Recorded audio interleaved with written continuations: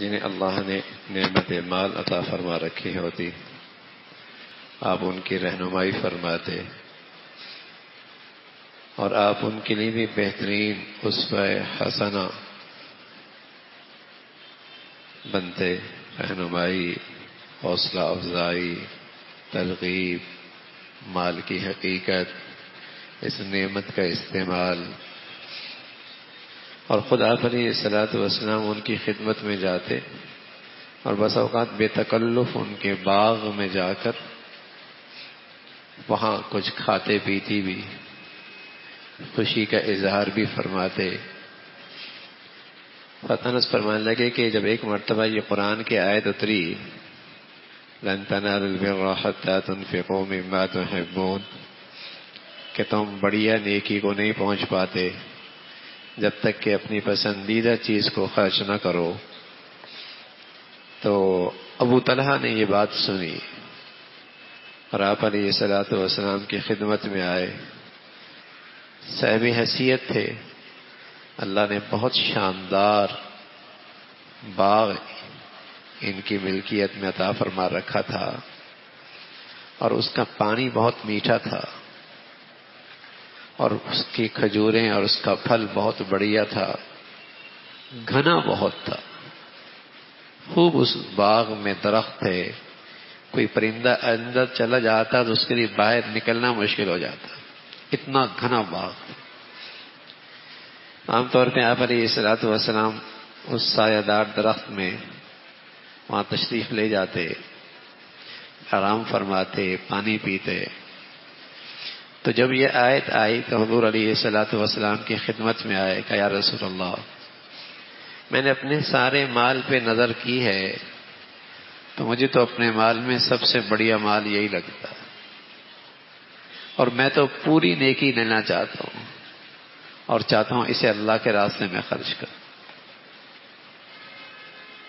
اسے اللہ کے راستے میں خرچ کروں۔ تو یوں اس انداز سے اللہ کے نبی صلی اللہ علیہ وسلم نے، جنہیں اللہ نے مال دیا تھا لیکن خوش نصیب تھے، صاحب بصیرت بھی تھے، دل کی آنکھیں بھی عطا فرما رکھی تھیں، نعمت، اس مال کو نعمت کے طور پہ اور اللہ کے فضل کے طور پہ لیا کرتے تھے۔ مال بڑی نعمت ہے اللہ کی۔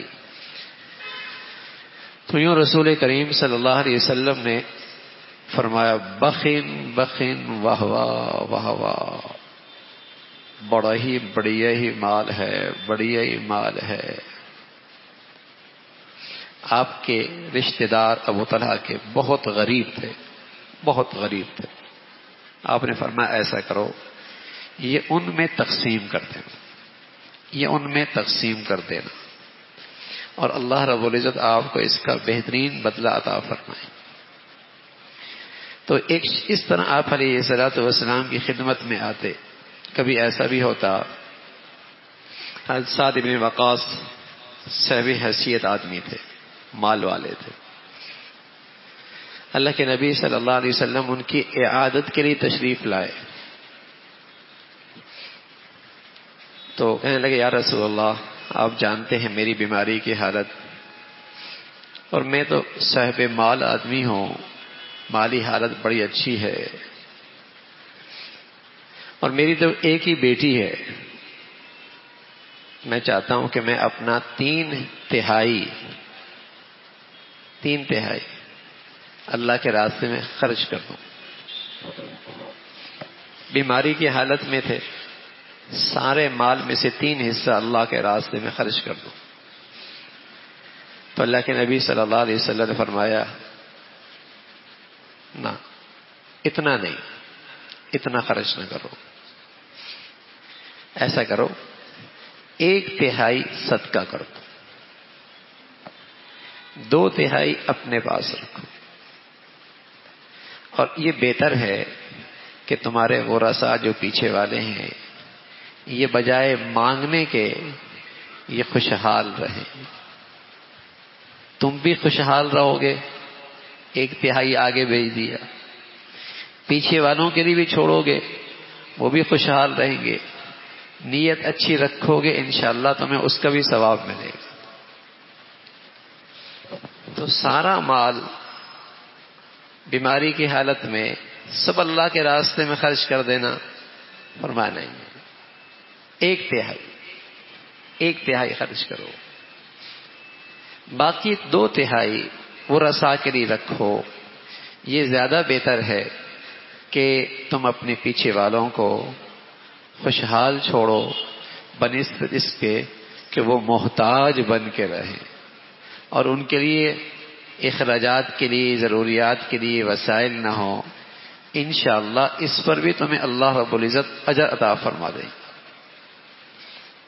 پھر اللہ کے نبی صلی اللہ علیہ وسلم کی خدمت میں آپ انہیں یہ بھی حکم دیتے تھے کہ اپنے عطیات میں، اولاد میں برابری کرو۔ ایک شخص آئے پیارے رسول صلی اللہ علیہ وسلم کی خدمت میں، نعمان ابن بشیر، آ کر کہنے لگے یا رسول، نعمان ابن بشیر فرماتے ہیں کہ ان کی والدہ عمرہ بنت رواحہ نے حضور علیہ الصلوۃ والسلام سے عرض کیا، یا رسول اللہ کہ میں چاہتی ہوں کہ میرا ایک بیٹا ہے اور میں اسے کچھ ہدیہ کرنا چاہتی ہوں اور آپ کو اس پر گواہ بناؤں۔ تو اللہ کے نبی صلی اللہ علیہ وسلم نے فرمایا تمہارا کوئی اور بیٹا بھی ہے؟ کہاں اور بھی ہے؟ کہا اسے کتنا ہدیہ کیا ہے؟ کہا اسے تو کچھ ہدیہ کیا۔ تو فرمایا پھر میں تو ظلم پہ گواہ نہیں بن سکتا، پھر تو میں ظلم پہ گواہ نہیں بن سکتا، جتنا اسے دے رہے ہو اتنا دوسرے کو بھی دو، برابری رکھو نا، اولاد کو دینے میں برابری رکھو۔ جس طرح اولاد پر حق ہے ماں باپ کا خیال رکھنا اور ان کی خدمت کرنا اور ان کے ساتھ سلوک اچھا کرنا، تو ماں باپ پر بھی یہ حق ہے کہ اولاد کے ساتھ برابری کا معاملہ کرے۔ ایک کو دے دینا اور ایک کو محروم کر دینا یا بلا وجہ کسی کے کمی پیشی کر دینا، تو اللہ کے نبی صلی اللہ علیہ وسلم نے فرمایا نا، ایسا نہ کرو، میں تو اس ظلم پہ گواہ نہیں بن سکتا۔ تو یہ بھی صاحب حیثیت کی رہنمائی فرمائی کہ اولاد کو دینے میں، عطیات دینے میں، ہدیہ دینے کے اندر برابری ہو۔ ہاں، جانے کے بعد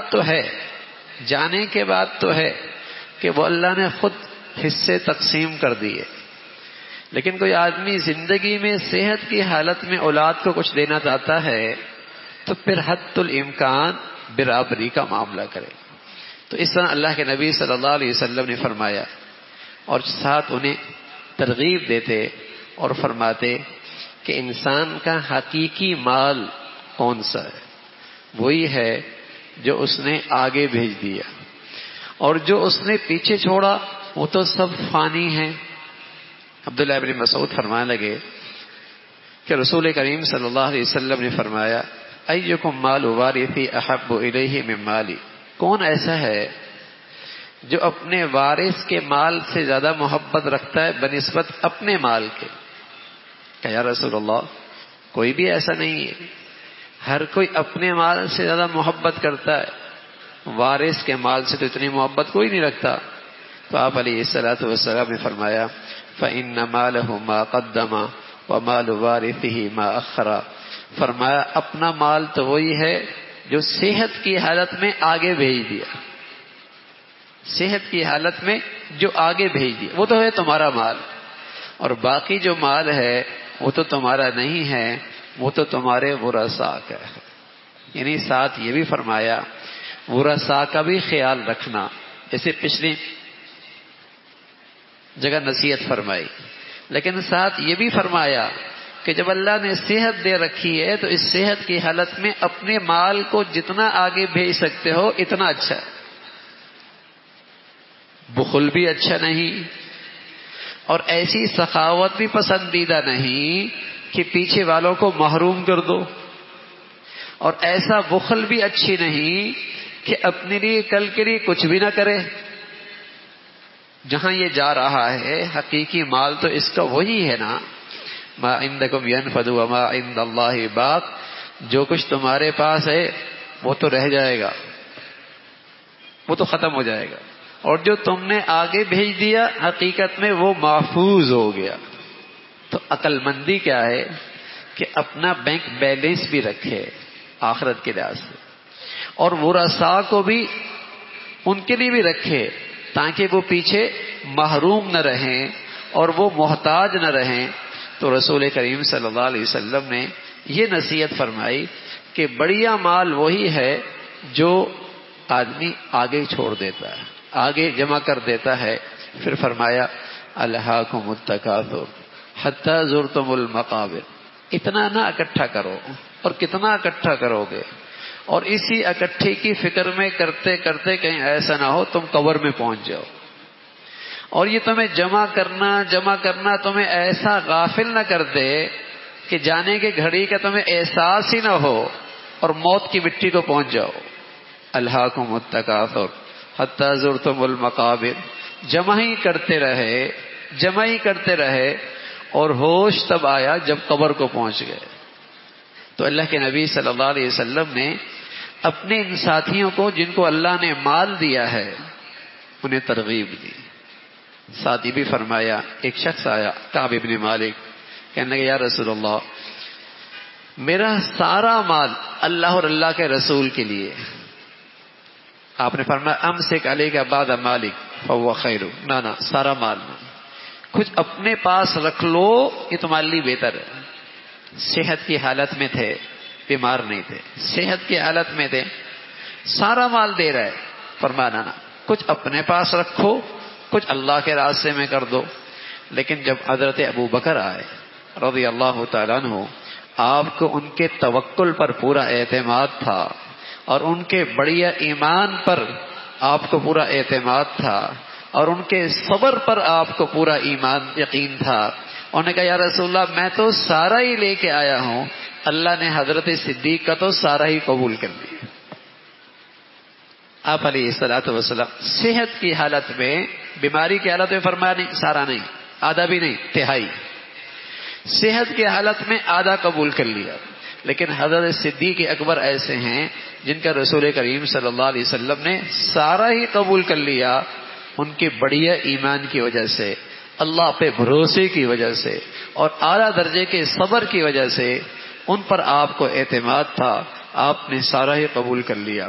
پھر اللہ کے نبی صلی اللہ علیہ وسلم اس بات کو پسند فرماتے تھے کہ جنہیں اللہ نے مال دیا ہے نا، وہ مال ان کے جسم سے نظر بھی آئے، یعنی ایسا نہ ہو لباس پہنا ہوا ہے پھٹا پرانا ہے، جیسے اس بیچارے کے پاس تو کچھ ہے ہی نہیں، جیسے یہ خود کوئی ضرورت مند ہے۔ تو رسول کریم صلی اللہ علیہ وسلم یحث الاغنیاء من اصحابی علی اظہار نعمت اللہ علیہم، اللہ کے نبی ترغیب دیا کرتے تھے کہ تم پر اللہ کی نعمتیں نظر آنی چاہیے، تم پر اللہ کی نعمتیں نظر آنی چاہیے۔ جب اللہ نے تمہیں صاحب حیثیت بنایا ہے تو پھر کپڑے اپنی حیثیت سے پہنو۔ ریا بری چیز ہے، نام و نمود بری چیز ہے، تکبر بری چیز ہے، نمائش بری چیز ہے، لیکن اللہ کی نعمت کا استعمال اللہ کے شکر کے ساتھ یہ مطلوب ہے، یہ پسندیدہ ہے۔ اللہ کی نعمت کا استعمال اللہ کے شکر کے ساتھ یہ مطلوب ہے، یہ پسندیدہ ہے۔ ریا، نام و نمود، نمائش بری چیز ہے۔ تو اللہ کے نبی صلی اللہ علیہ وسلم اس بات کی ترغیب دیا کرتے تھے۔ حضرت مالک ابن نضلہ فرمانے لگے مجھے اللہ کے نبی صلی اللہ علیہ وسلم نے دیکھا وعلی اطمار، میں نے کپڑے پہنے ہوئے تھے اور اسے پیون لگی ہوئی تھی۔ آپ نے فرمایا حل کا مال، تیرے پاس مال نہیں ہے؟ میں نے کہا یا رسول اللہ ہے۔ تو آپ نے فرمایا پھر کہاں ہے بھائی وہ مال، نظر تو کہیں نہیں آ رہا۔ پھر آپ علیہ الصلوۃ والسلام نے فرمایا کیا ہے تمہارے پاس مال؟ گھوڑے ہیں، اونٹ ہیں، اور جسے کہیں کہ بیل ہیں، بکریاں ہیں۔ حضور علیہ الصلوۃ والسلام نے فرمایا پھر ایسا کرو، تم پر اللہ کی نعمت کا اظہار ہونا چاہیے، اچھے کپڑے پہنا کرو۔ وَأَمَّا بِنِعْمَتِ رَبِّكَ فَحَدِّثْ، جب اللہ نے تمہیں نعمت عطا فرمائی ہے تو تمہاری حالت سے اس نعمت کا اظہار بھی ہونا چاہیے۔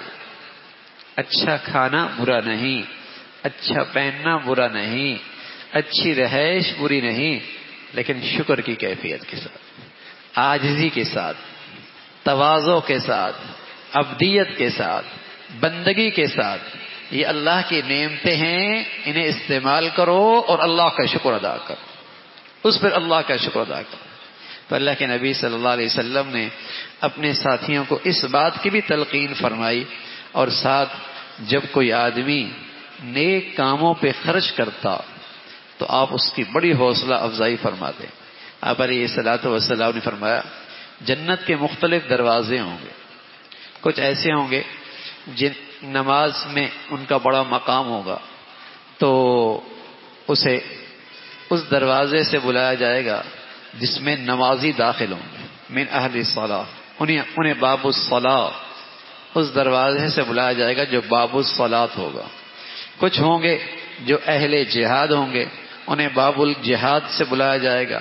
کچھ اہل صیام ہوں گے، کثرت سے روزے رکھنے والے، انہیں باب الصیام سے بلایا جائے گا۔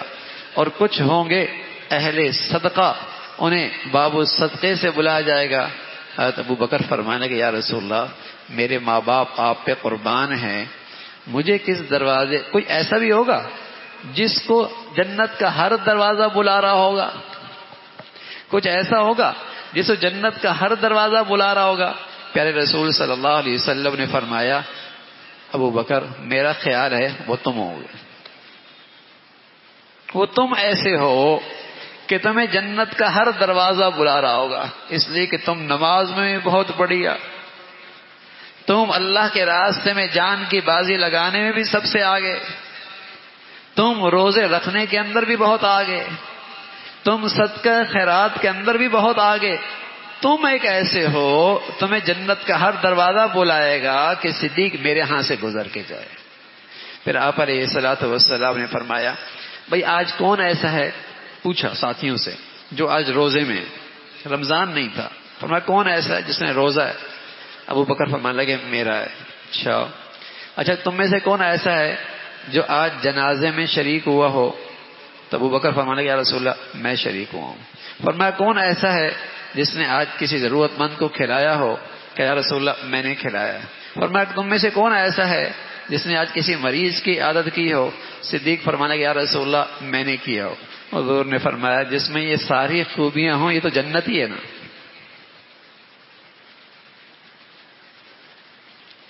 کیسی مبارک زندگیاں ہیں، نیکیوں کے حریص، نیکیوں کے حریص۔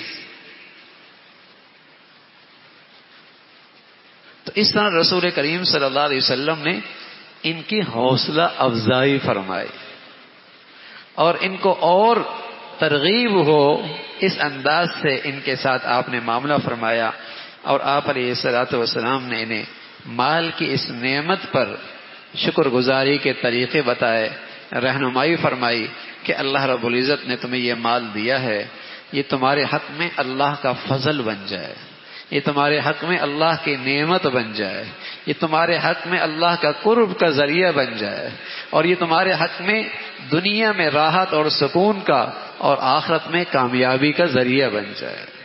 آپ نے اس انداز سے رہنمائی فرمائی، ورنہ میرے عزیزو اگر یہ رہنمائی نبی کی زندگی سے نہ لی جائے تو مال سے بڑی مصیبت کوئی نہیں اور مال سے بڑا فتنہ کوئی نہیں ہے۔ آپ علیہ الصلوۃ والسلام فرمایا کرتے تھے ہر امت کا کوئی خاص فتنہ ہے، ہر امت کا کوئی خاص فتنہ ہے جس میں وہ امت مبتلا ہوگی، اور فرمایا وہ فتنۃ امتی المال، میری امت کا جو خاص فتنہ ہے نا وہ مال ہے، مال ہے۔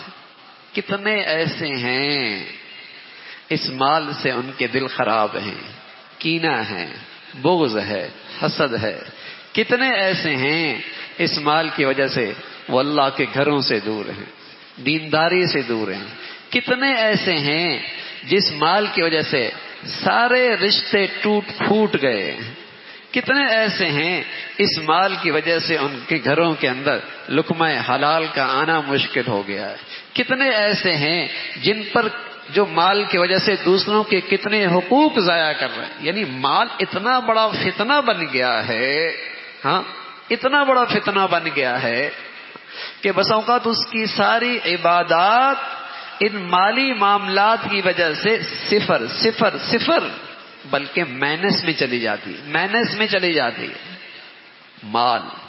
تو رسول کریم صلی اللہ علیہ وسلم نے مال کو رحمت بنانے کا، مال کو نعمت بنانے کا، مال کو اللہ کا فضل بنانے کا، مال کو اللہ کا قرب بنانے کا، مال سے دنیا کی راحت آخرت کی کامیابی کا آپ نے یوں رہنمائی فرمائی ہے. جب آدمی یوں اللہ کے راستے میں خرچ کرتا ہے تو پھر یہ مال فتنہ نہیں بنتا، پھر یہ مال فتنہ نہیں بنتا. اللہ رب العزت نعمت مال بھی عطا فرما دے اور اللہ رب العزت اس کے ساتھ ساتھ بصیرت بھی اور اس کے استعمال کا سلیقہ اور طریقہ بھی نصیب فرمائے. اللہم لک الحمد کلو ولک الشکر کلو، اللہم لک الحمد کلو ولک الشکر کلو.